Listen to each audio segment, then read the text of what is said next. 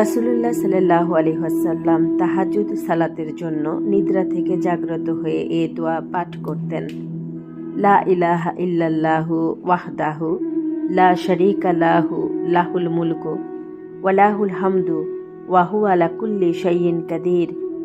আলহামদুলিল্লাহি ওয়া সুবহানাল্লাহি ওয়া লা ইলাহা ইল্লাল্লাহু ওয়াল্লাহু আকবার ওয়া লা হাওলা ওয়া লা কুওয়াতা ইল্লা বিল্লাহ। অতঃপর বলেছেন, কেহ যদি অন্য যে কোনো বিষয়ে দোয়া করে তার দোয়া কবুল করা হয়। এরপর অজু করে সালাত আদায় করলে তার সালাত কবুল করা হয়। বুখারী 1082। উবাদা ইউনুস সামিত রাদিয়াল্লাহু আনহু।